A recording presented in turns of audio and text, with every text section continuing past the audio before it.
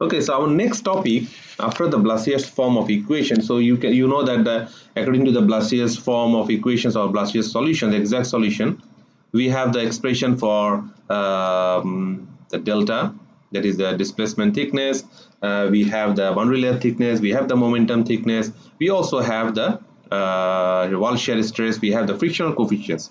So we all the things, all the parameters, we will also have different expressions when we solve this von Karman integral.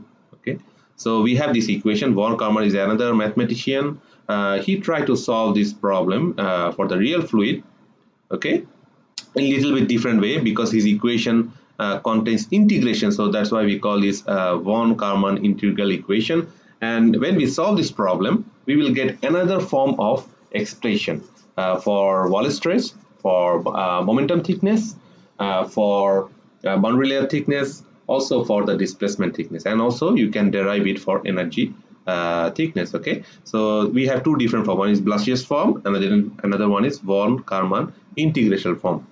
Okay, so before going to that, again we have some simple thing that you need to know, that there are some assumptions. Okay, so here we assume that the pressure is constant throughout the flow field of a flat plate. Okay, so remember that for the Blasius form of solution or von Karman integral, we actually consider flow over a flat plate. It means your plate is stationary and flow is moving in this way with u stream, u infinity, or you can say that us, that is undisturbed flow. Okay, so it means that the pressure is constant throughout the flow field of the flat plate. So over the flat plate, there is pressure is constant. Pressure, it will not change. Okay, this is your one assumption. It means anywhere you go, the pressure will be constant.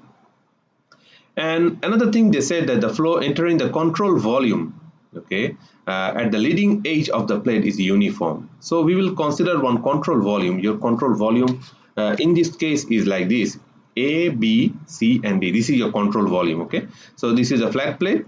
This is the x direction, this is y directions, and it said that when we have the beginning, or the flow is entering to the control volume at the leading edge of the flat plate is uniform. It means that, so flow is entering in this way, in this direction.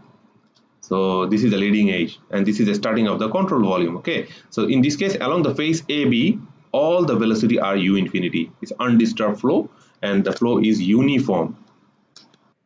Okay, so this one is the second thing.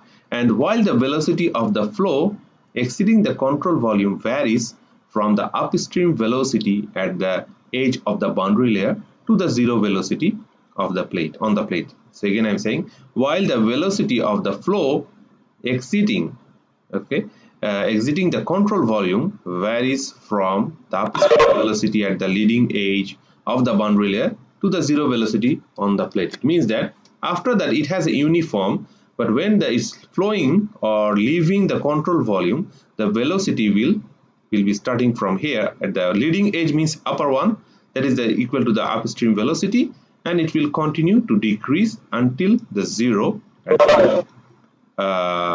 the plate or on the plate. Okay, it means the velocity profile will change from us, I mean the free stream velocity, to gradually decrease, and it will become zero if you move in this direction.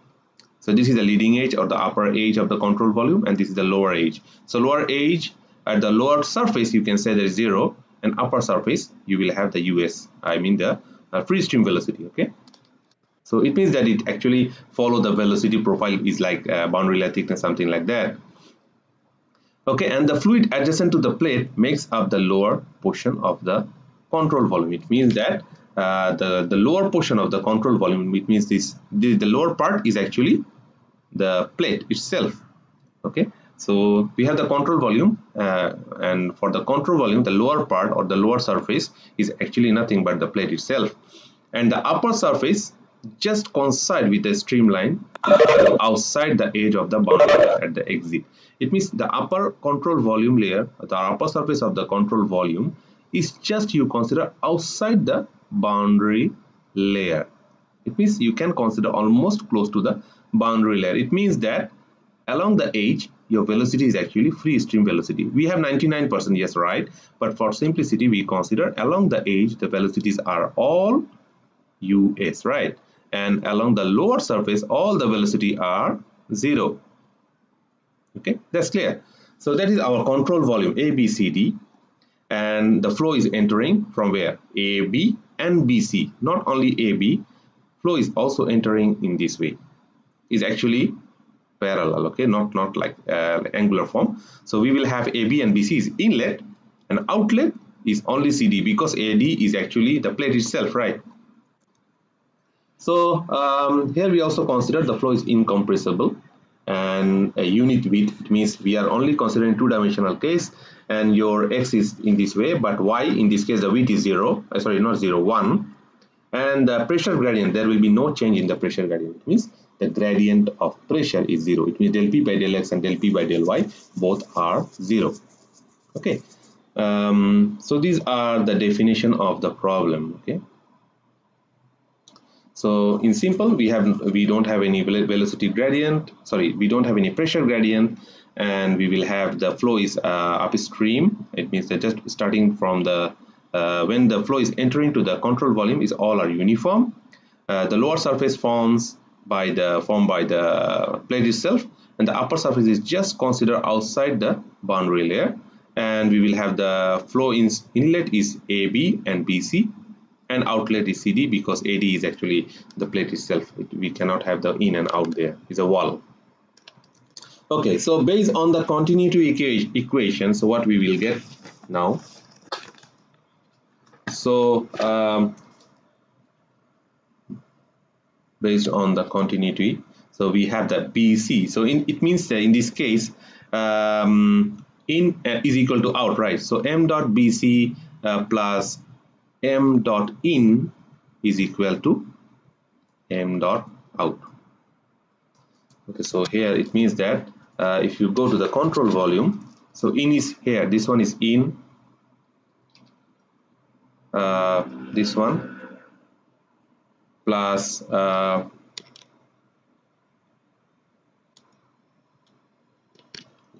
so this one in, I use a different color.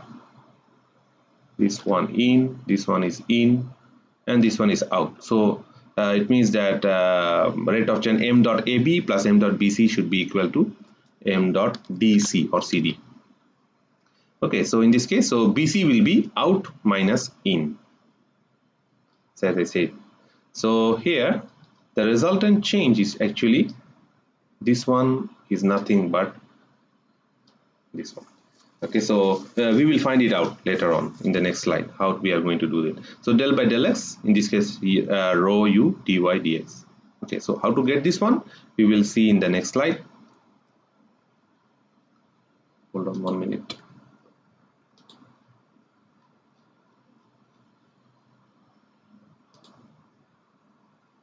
Okay, so what is the Newton's second law?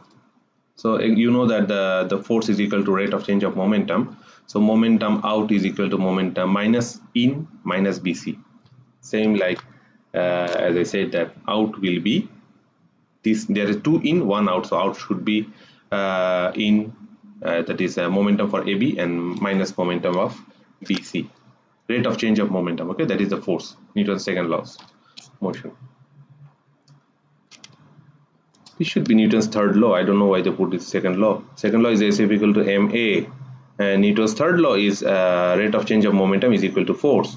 Okay, it should be third law. Okay, I think the lecturer put second law, or I don't know why they put. It should be in third law. Second law is F is equal to MA. Okay, so next thing is we want to find out how we are going to get the expression, okay, for in and out, okay, resultant expression. So in this case, one moment, don't have enough time. So we consider the a portion of the control volume. Here the thickness is delta. Here the thickness is delta plus the d delta, okay, increase. The distance is dx. You understand what I mean? And in this case, when the flow is uniform, right? So when we consider the inclined entry, that is BC, here the stream velocity is US or U infinity, the flow field velocity. And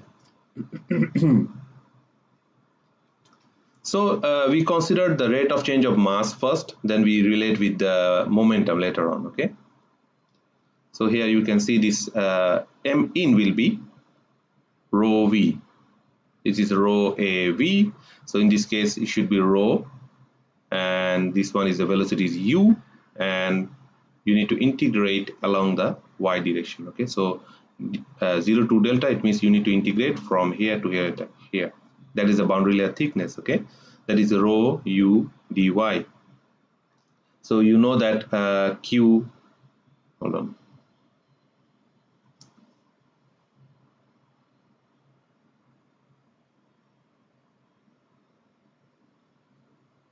okay, so you know that q is equal to av, right? And you also know that m is equal to rho, this is volume. Sometimes we misunderstood with volume and the velocity. This is velocity. So your m dot will be rho into volume dot. Okay, so volume dot means volume dot is nothing but the flow rate, that is q.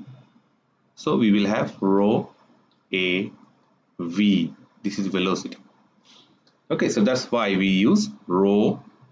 Area in this case it should be cross sectional area, that is dy, but the width is 1, so that's why we have 1, and you integrate the dy from 0 to delta. Okay, and next we have the m out. M out will be m in using the Taylor expansion, then del m by del x dx. This is the Taylor expansion. How, if you know the initial condition, how much will be how much rate will be after the distance of dx. So we can use the Taylor expansion, neglecting the higher order term. So initial condition, it means the when you have the x is equal to 0, in this case f in, m in plus del m by del x dx.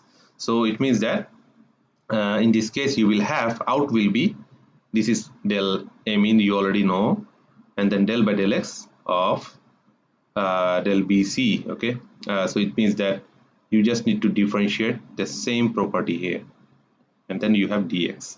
So your out will be this much.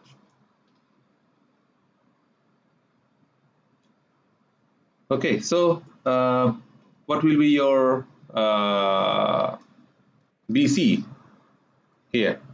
So this should be out minus in. If you put out minus in, so it means that I will end it here. Okay, so it means that this plus this, then minus of this, so this will cut down. Okay, and you will have only this part, you will have only this one. So that is the flow out, that is BC in this case. So out minus in, that's why we have this expression. Okay, from there. Okay, so that's why I would like to end here, so then I will continue.